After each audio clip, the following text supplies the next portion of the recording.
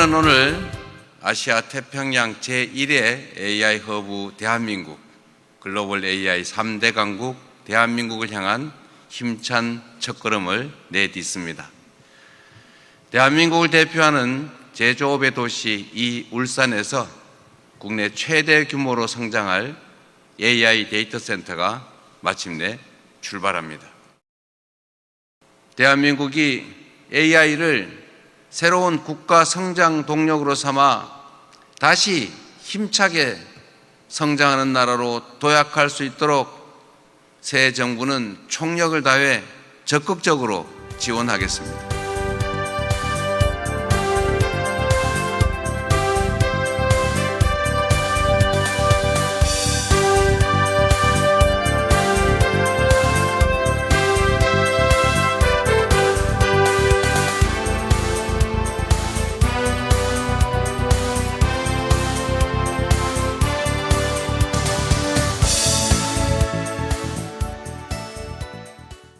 이재명 정부가 한국 경제의 새로운 엔진으로 AI 중심 산업구조 혁신을 제시하며 AI 3대 강국 도약을 위한 AI 정책 구체화되고 있습니다. 자, 앞으로 3년에서 5년 AI 분야의 골든타임이라고 할 수 있겠는데요. AI 경쟁력 확보를 위해 어떤 정책 필요한지 자세한 이야기 나눠보겠습니다. 김중헌 고려대 전기전자공학부 교수 함께합니다. 안녕하십니까? 안녕하십니까? 네. 자, 이재명 대통령, 이재명 정부 후보자 시절에서부터 공약 때부터 제일 공약이 AI였었고요. AI 3대 강국 도약을 강력하게 강조하고 있습니다.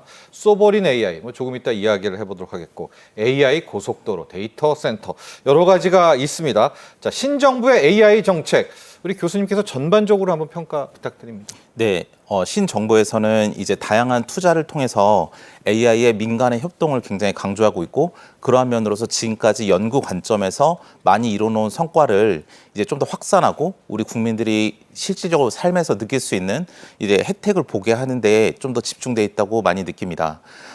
특히 이제 100조를 투자하겠다라는 것 자체도 네. 이제 각각 모든 국민들이 이제 다 생각을 한다면, 또 이제 AI가 가지는 그 기술의 확산력을 생각한다면 그런 투자 규모 내에서 많은 사람들이 실질적으로 피부에 닿는 그 효과를 만들어내겠다는 데 좀 더 중점이 되어 있는 그런 캐치프라이즈가 아닌가라고 생각을 합니다. 네.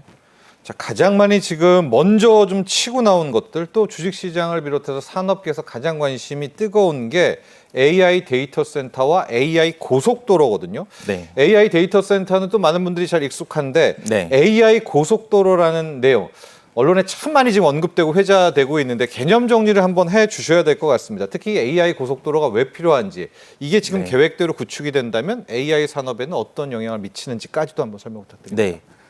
AI 고속도로 하면 네. 우리가 산업화에서 고속도로가 가지는 그 의미를 그대로 가져온다고 보시면 되겠습니다. 예. 우리 산업화에서는 고속도로가 있음으로써 물류를 좀 더 활발하게 하고, 또 그런 걸 가속화시킴으로써 이제 산업 경쟁력을 좀 확보하고, 또 그러한 모든 부가가치 혹은 거기서 나오는 이제 가치를 조금 더 확산시키겠다라고 보시면 되겠습니다. 물류의 핵심이 고속도로죠. 그렇습니다. 네. 예.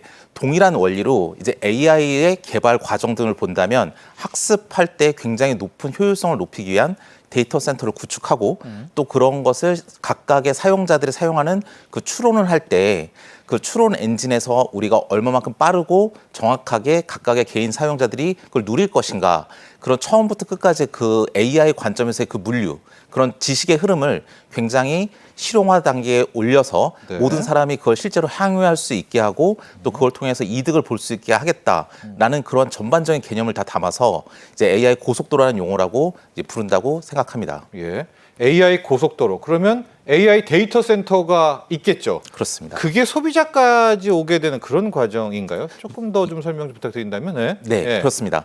AI 데이터 센터는 AI를 우리가 구동하기 위한, 학습하기 위한 기본적인 인프라 구조입니다. 그렇죠. 센터가 있어야죠. 맞습니다. 예. 거기서 모든 연산 장치들이 집중되어 있고요. 거기에 많은 또 전력도 소모하게 될 것입니다. 네. 그러면 이걸 이제 학습이라 부르는데요. 그 학습된 모델을 개개인의 사용자들이 가져다 사용하는 것을 우리 추론이라고 부릅니다. 예. 그 추론 과정에서도 우리는 우리 스마트폰으로 어떤 GPT를 쓴다든지 어떤 AI 서비스를 사용할 때 이 스마트폰이 가지는 연산의 한계가 있을 수도 있습니다. 예. 어떤 폰은 굉장히 하이 퍼포먼스로 굉장히 높은 성능을 가져서 자체적으로 하겠지만, 예. 그렇지 않으면 우리가 메모리 자원도 빌려와야 될 필요도 있고 어떻게 보면 연산 자원도 빌려야 할 필요가 있는데 그런 것들이 만약에 기본적인 인프라 자체 문제가 있어서 실시간으로 되지 않는다거나 하면 또 이제 사용자가 느끼는 불편이 있을 테니까 네. 그것을 이제 AI 고스톱이라는 개념에서 그 물류의 시간을 땡기고 그걸 현실화 가능할 정도로 그런 서비스를 구축할 수 있는 정도까지 높이는 것이고요. 네. 데이터 센터도 예전에는 그냥 서버의 구축이다. 그냥 모든 컴퓨팅 자원들의 집합이다. 이렇게 느꼈지만 그렇죠. 최근에는 연산을 위한 데이터 센터, 추론을 위한 데이터 센터 이런 식으로 많이 차별화되고 많이 고도화되는 과정이 있습니다. 예. 그래서 그런 과정 하에서 이번에 우리가 만들어 놓은 이제 AI 데이터 센터의 구축은 그 모든 걸 다 고려하는 이제 전 국민이 쓸 수 있는 그런 이제 전초 기지로서 활용을 하겠다는 의지를 이제 보여주는 거라 할 수 있겠습니다. 예. 자, AI 데이터 센터에 뭐 여기서 추론과 학습을 하고요. 이게 쭉 타고 우리 소비자들, 뭐 네. 소비자라는 표현이 맞는지 모르겠지만 우리가 이제 사용을 하잖아요. 이제 맞습니다. 그게 대부분이 스마트폰일 텐데 그렇습니다. 여기까지 와서 우리가 쓸 수 있는 예. 이 모든 물류 과정, 뭐 물류라는 표현을 쓰겠습니다. 그렇죠. 데이터의 물류라고 보시면 물류를 되겠습니다. 이걸 AI 고속도로라고 하니까 당연히 데이터 센터의 에너지도 여기에도 포함이 맞습니다. 되고요. 예. 모든 것들이 총망라돼 있다. 그 시작은 역시 데이터 센터일 텐데요. 20일이었습니다. 지금 울산이 들썩들썩하고 있는데 울산 AI 데이터 센터요. 여기 SK그룹과 아마존 웹서비스가 수조 원을 뭐 이제 SK그룹은 7조 원 이야기를 하고 있는데 이번에 울산 프로젝트라는 별칭도 갖고 있고요. 울산에 짓게 되는 AI 데이터 센터. 이 내용 좀 자세히 설명 좀 해주세요. 여기 아마존까지 들어오는 여기서부터 뭐 국민들도 되게 좀 기대를 네. 하거든요. 네. 맞습니다. 예. 아마존 당연히 지금 들어와서 이제 많은 투자를 하려고 하고 있고요. 네. 이제 아마존 웹 서비스라는 것은 무엇이냐면 네. 우리가 그 데이터 센터라는 것을 실질적으로 접근을 해서 활용을 하거나 그 학습된 모델을 쓴다면 우리가 인터넷이 기본적으로 우리가 제공이 되어야 됩니다. 그렇죠. 우리 울산에 가서 데이터를 받아올 수는 없으니까요. 네. 어디서나 이제 모바일에서 이제 그 데이터를 쓰게 되는 것인데요. 그래서 웹 서비스라는 이름으로 아마존에서 그것을 그런 기능을 예전부터 많이 해왔던 경험이 있습니다. 미국에서 하고 있죠. 맞습니다. 네, 네, 이미 네. 하고 있고 네. 이제 한국에서도 많이 사용하고 있는데요. 그 기능을 그대로 유지한 채로 이제 제일 끝단에 있는 울산에 있는 AI 데이터 센터에서 나오는 그 여러 가지 고도화된 파라미터라든지 그런 연산된 결과라든지 내 필요하다면 거기 연산을 한다든지 이런 것을 중간 매개체로 아마존 웹 서비스를 사용해서 이제 이미 성공 사례니까 이미 네. 상용화되는 성공 플랫폼이기 때문에 그걸 활용해서 네. 이제 구축하려는 게 굉장히 크고요. 예. 그래서 아마존 웹 서비스도 이제 그 회사 자체의 사업군으로 보기 때문에 여기 같이 들어와 있는 것이고요. 예. SK도 이제 글로벌 허브로서 이제 100기가와트까지 확장을 해서 그 규모를 늘려가고 있습니다. 저기 개요들이 나오고 있습니다. 규모는 약 네. 11,000평이고요. 투자 규모는 7조 원입니다. 네. 2029년 2월이 되면 103 메가와트인가요? 까지가 네. 가게 됩니다. 당장 8월부터 실질적으로 기공을 시작을 한다 이렇게 보고 있고요. 한 7만 8천여 명의 고용 창출 효과를 기대한다. 하고 이게 실질적인 운용을 아마존 웹 서비스가 한다 이렇게 좀 이해하면 될까요? 약간 다른 개념인가요? 네, 아마존 웹 서비스가 모든 걸 운영하진 않을 겁니다. 네. 아무래도 우리 국가 기관 산업이기 때문에 그 해외 업체 모든 걸 다 맡긴다, 뭐 그런 거라고 보기에는 좀 아직은 무리가 있을 것 같고요. 예. 그 운영하는 노하우는 충분히 있겠죠. 그래서 그와 같이 이제 협력해서 운영하는 방안도 있을 수 있겠고요. 국내에서 이제 데이터 센터를 굉장히 크게 운영해 본 경험이 있는 회사는 굉장히 많습니다. 네. 네이버도 있고 네. 또 기타 등등 다른 회사들도 많은 회사들이 이제 그런 운용한 경험도 있고 노하우가 축적되어 있기 때문에 충분히 가능할 거라 보고요. 예. 또 이제 전력 수급 문제도 굉장히 큰 문제입니다. 그래서 보시다시피 이제 전력도 굉장히 많은 예. 발전소라든지 그런 것이 끼어 있어서 이제 제공하려고 하는데요. 울산이라는 곳이 가지는 그 위치적인 또 장점은 이제 그런 전력 수급도 어느 정도 이제 우리가 제공할 수 있는 이제 그런 훌륭한 인프라이기 때문에 네. 이미 구축해 있기 때문에 아마도 이제 그런 노하우도 우리가 또 가져올 수 있게 되겠습니다. 그래서 결과적으로 말씀드린다면 그 노하우 전체를 이제 아마존 웹 서비스에서 전체 총괄한다기보다는 그 울산이라는 곳이 가지는 전력 수급의 노하우라든지 아니면 그 데이터 센터를 운영했던 많은 국내외적인 축적된 역량이라든지 그런 것이 집중돼서 활용되기에 가장 좋은 곳이라고 생각하지 않았을까라는 생각을 하고 있습니다. 네, 그렇습니다. 실질적으로 현재 시각 국내 증시에서 이 SK의 울산 데이터 센터 때문에 네. 뭐 SK 가스라는 이런 주식도 올리는 게 이제 에너지로 LNG 뭐 맞습니다. 이런 거죠. 예, 굉장히 중요하죠. SK 예. 케미칼 그 울산 지역들이 한꺼번에 올라가고 있고 뭐 근본적으로 SK 하이닉스 이건 이제 돌아지만 뭐 결국은 또 HBM이라는 것에 대한 필요성 맞습니다. 그렇게 예. 좀 반응을 하고 있습니다. 자, 그러면서 SK그룹 최태원 회장이 전반적인 이 AI 고속도로를 향해서 5대 제언을 했다라고 하거든요.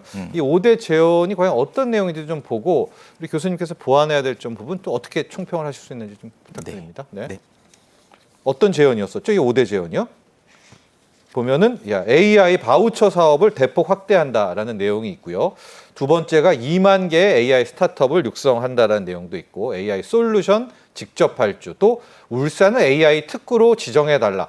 어떻습니까? 저게 이제 굉장히 필요한 부분인가요? 향후 울산 데이터 센터를 뭐 발전을 위해서? 예, 전반적으로 그 주요한 정책이 나가고자 하는 방향을 다 포괄하고 있다고 생각을 합니다.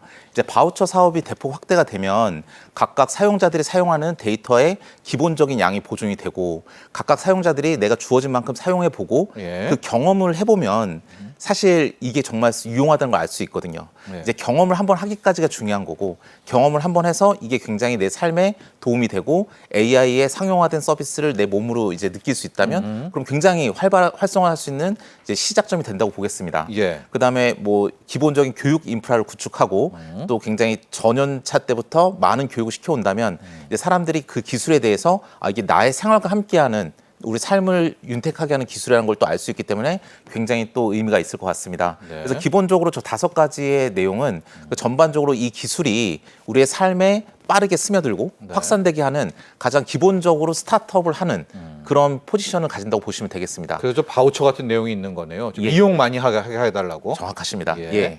네. 예. 그리고 이제 솔루션 직접 발주도 정부에서도 이제 주도를 해서 우리가 실제로 인간의 삶에 도움이 되는 것. 네. 이 AI를 접근하기 굉장히 힘든 위치에 계신 분들도 우리 정부에서는 이제 그 전체 공공 관점에서 그런 분들에게 계속 이 AI 기술 노출시킴으로써 그분들이 필요한 지식을 계속 가져갈 수 있도록 필요한 삶을 영위할 수 있도록 도움을 주는데도 큰 영향을 미칠 거라고 생각합니다. 예, 여기 보면 초중고의 AI 교육 도입, 또 대학 교육 재편도 있는데 교수님 어떻습니까? 요즘에 대학생들이 너무 많이 예. 챗 GPT를 이용한다. 우려의 목소리도 있는데 오히려 이거 가려면 확실하게 가라 이런 건가요? 저는 AI를 사용하는 교육은 이젠 필수가 됐다고 생각합니다. 이제는 못 막는다. 맞습니다. 네. 학생들 숙제를 내주면 당연히 GPT를 검색하는 건 제가 학생이어도 그럴 것 같습니다. 99%가 예. 지금 이용을 한답니다. 예, 맞습니다. 그래서 제가 예전에 그 저희 총장님께 들었던 얘기인데 이제 우리 학생들은 굉장히 공부를 열심히 해서 고등학교 때까지 어떤 답을 맞추는 데 집중하는 교육을 하지만 네. 앞으로 미래 세대는 어떻게 질문을 잘하는지가 중요한 세대다라는 예. 말씀을 들은 적이 있습니다. 저는 이 지금 시대가 바로 딱 그 시대라고 생각을 하고요. 예. 대학 교육도 이제는 학생들에게 정답을 요구하는 교육이 아니라 이제 학생들에게 어떻게 하면 이 질문을 할까? 그렇죠. 질문을 잘하게 만들고 그를 통해서 사고의 영역을 확장하는 교육이 되어야지 이제 진정한 대학이 살아남을 수 있는 교육이 아닐까 이렇게 생각을 합니다. 네, 이재명 대통령도 AI 관련한 교육 재편을 일단 언급을 했습니다. 우리 김 교수님께서도 이거는 뭐 맞고 자시고 할 게 예, 아니라 아닙니다. 이제는 오히려 이 교육 쪽에 AI를 이제 활용을 해야 된다 이런 이야기를 해주셨고요. 지금 AI 100조 원 투자인데 실은 정부가 다 하겠다는 게 아닙니다. 민관이 해야 되는데 민간 쪽으로 이거 어떻게 투자라든가 이끌어 가야 될까요? 사실 기본적으로는 아까 이제 5가지 말씀하셨듯이 이제 네. 정부가 발주하는 것도 당연히 있어야 될 것 같습니다. 그래야 우리가 사회 곳곳에 빠지지 않고 다 스며들기 때문에 그렇습니다. 이제 민간에서는 이제 지금까지 우리가 학문 쪽으로 쌓아놓은 많은 업적들을 이제 실제로 사람들의 생활에 이제 우리가 느낄 수 있는 그런 우리 생활을 바꿀 수 있는 서비스로 또 바꿔 나가야 되는 그런 부분들도 존재한다고 생각합니다. 예. 그래서 100조라는 그 금액은 그 모든 걸 포괄했을 때 상당히 의미 있는 투자라고 생각을 하고요. 또 이제 AI 기술이 가지는 특성은 무엇이냐면 그 기술이 가지는 그 하나만이 있는 게 아니라 AI는 다른 기술에 굉장히 빠르게 확산이 됩니다. 맞아요. 의료 플러스 AI. 뭐 작곡, 음악 다 작곡, 하죠. 예. 음악, 예, 서비스, 미술. 엔터테인먼트, 예. 그리고 뭐 농업도 마찬가지고요. 그렇죠. 이제 모든 것에 다 확산되는 기술이기 때문에 거기에 들어가는 모든 비용까지 생각을 한다면 과연 100조가 큰 금액인가? 좀 그렇게 생각하지는 않습니다. 예. 자, 그리고 우리가 또 하나의 개념을 여러분 공부를 하셔야 될 것 같습니다. 지금 AI 주권, 이제 소버린 AI도 요즘에 뭐 뉴스나 굉장히 많이 나옵니다. 이 소버린 AI도요. 앞서 AI 고속도로처럼 개념 정리를 좀 하고 네. 가야 우리 시청자분들이 더 좋을 것 같습니다. 이 소버린 AI라는 AI 주권이 뭘까요? 소버린 AI는 이제 우리만의 AI라고 생각하시면 되겠습니다. 우리의 주권을 가지는 우리만의 AI 이렇게 생각하시면 되는데요. 이렇게 말하면 약간 추상적이니까 좀 더 구체화를 한다면 다음과 같습니다. 예를 들어서 우리나라의 특성만을 가지는 AI. 예를 들어서 우리나라의 통신망은 지금 통신망이 구축되어 있고 이걸 활용하는 그 정도의 수준은 미국이나 다른 나라에 비해서 월등히 우월합니다. 웬만하면 인터넷 다 되고요. 그쵸. 또 지역마다 가지는 또 특성적인 데이터들이 많습니다. 그런 것들을 우리나라만을 위한, 우리나라 사람만을 위한 우리나라의 서비스를 구축한다는 데에서 의미가 있습니다. 예를 들어서 미국에서 그런 통신망이라든지 그런 데 나오는 데이터를 가지고 서비스를 만든다면 그럼 미국 사람들의 소비 패턴이라든지 통신의 사용 패턴이라든지 그 사람들의 자율주행 패턴이라든지 그 모든 것을 위한 데이터인데 그게 그대로 우리나라에 맞지는 않습니다. 예를 들어서 미국은 굉장히 광활해서 뭐 LA에서 뉴욕까지 몇 날 며칠 달리는 그 직선의 거리를 달리는 그 자율주행 데이터라면 우리나라는 그런 도로가 있는 게 아니라 산악지방도 많고 굉장히 구불구불한 지역이 많을 겁니다. 테크닉은 더 우리가 필요하죠. 그렇습니다. 그래서 동일하게 자율주행을 논하고 있지만 우리만의 고려해야 될 사항이 다르다는 거죠. 소버린 AI는 이렇게 우리만의 특성을 가지는 AI를 따로 구축을 해야 된다. 외국이 더 잘한다 해서 그걸 가져다 썼을 때 그러면 그게 가지는 것이 과연 우리의 특성을 반영하는가? 그건 아니라는 거죠. 근데 우리가 처음으로 생각할 수 있는 건 일단 자연어 처리 쪽입니다. 왜냐하면 언어가 다르기 때문에 우리가 챗 GPT에서 오는 파급 효과일 수도 있겠는데요. 우린 대화형 AI를 보면서 우리가 그 AI의 충격을 좀 느꼈던 세대 아니겠습니까? 그래서 이제 영어로 하는 게 아니라 한국말로 우리의 감성과 우리의 감정을 따라갈 수 있는 AI를 제일 먼저 시작을 했다면 앞으로는 방금 자율주행에서 말씀드린 것처럼 미국과 우리나라가 동일한 자율주행 기술을 가지고는 있지만 그게 활용돼야 되는 환경이 다 다르기 때문에 우리만의 AI를 구축할 수 있는 당위성이 생기는 겁니다. 소버레인 AI는 이 모든 걸 고려해서 우리만을 위한 AI 시스템을 구축하고 거기에 따라서 우리의 삶의 질을 높이고 자국민의 뭐 보안이라든지 안전이라든지 이런 면까지 다 고려해주는 그런 전반적인 체계를 의미한다고 생각합니다. 이런 질문 많이 하시거든요. 왜 우리는 챗 GPT가 없냐? 우리나라의 챗 GPT.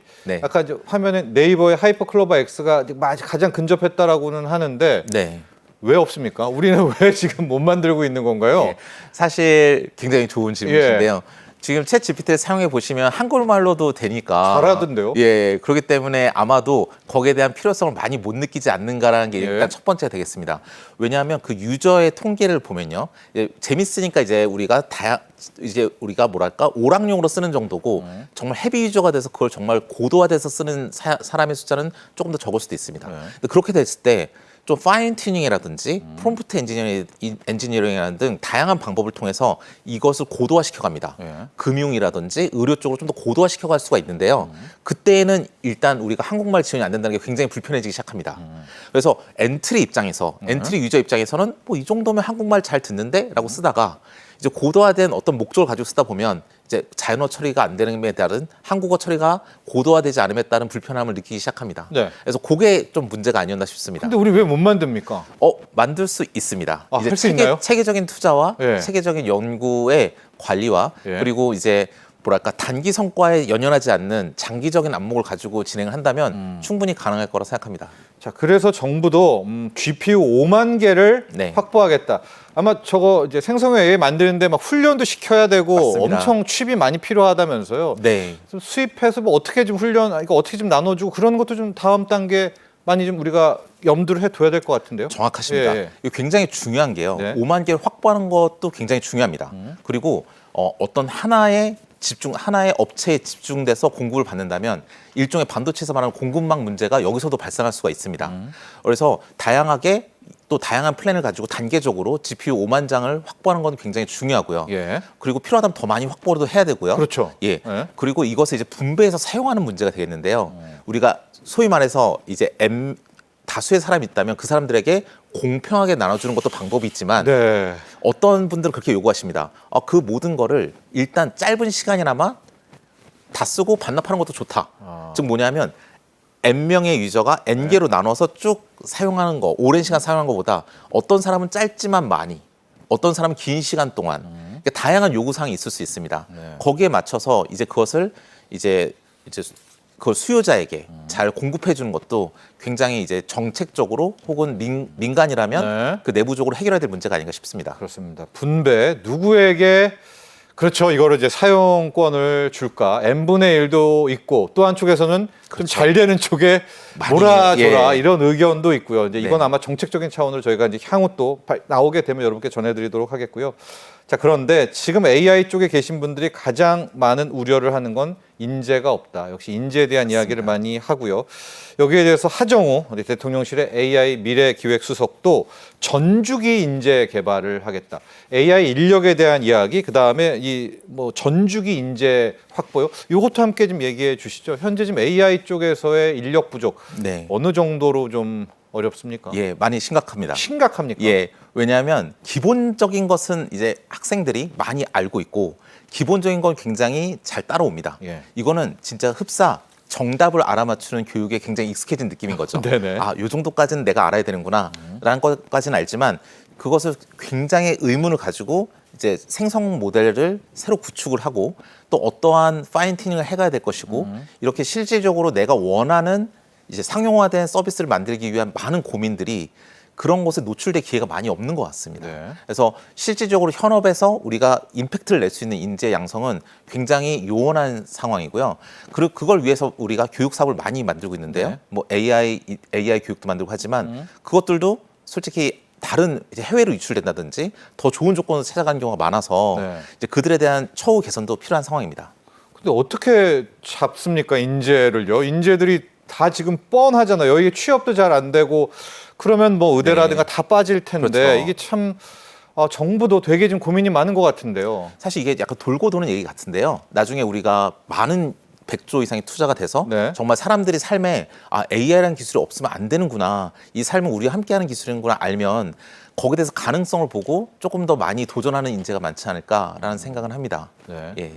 또 여기서 한번 연봉이 더 높다라든가 뭐 아니 가시적으로 이런 게 좀 나와야 몰릴 거 아니겠습니까? 맞습니다. 솔직히. 예. 네. 그래서 지금 정부에서 이제 많은 AI 인재들이 굉장히 많이 이제 요직으로 가서 네, 많은 네, 활동을 네. 한 것도 보이고 또 그런 부분도 많은 이제 인사이트가 되지 않을까 싶습니다. 자, 예. 그렇습니다. 그래서 전주기적인 우리 또 이공계 인재들의 관리도 필요하다 이런 제언들 많이 나오고 있고요. 마무리를 해야 될 것 같습니다. 자, 현재 신정부는 이제 아태 지역의 제1의 AI 허브가 되겠다 이렇게 이야기를 했습니다. 어떤 부분들 다 필요하겠죠. 에너지 부분도 굉장히 중요하다는 얘기 많이 나오는데요. 예. 마지막 좀 결론 부탁드립니다. 네, 이 모든 것이 통합된 시스템적인 생태계 구축이 제일 중요하다고 생각합니다. 예. 연산 자원을 제일 공급을 잘해야 되기 때문에 GPU도 잘 공급이 돼야 되고 그렇죠. 분배도 잘 돼야 되고 또 그에 따른 전력 수급도 굉장히 잘 돼야 되고 에너지도 있어야 되고. 예, 또 네. 지역 활성도 굉장히 중요한 상황이 되겠고요. 또 거기에서 개발된 서비스가 모든 사람에게 잘 녹여 들어가서 그들에게 임팩트가 있는 기술이라는 것을 어필할 수도 있어야 되는 굉장히 중요한 시점에 있는 기술이라고 보면 되겠습니다. 예, 자 이렇게 정리를 해봤습니다. 지금까지 김중헌 고려대 전기전자공학부 교수와 함께했습니다. 오늘 감사합니다. 감사합니다.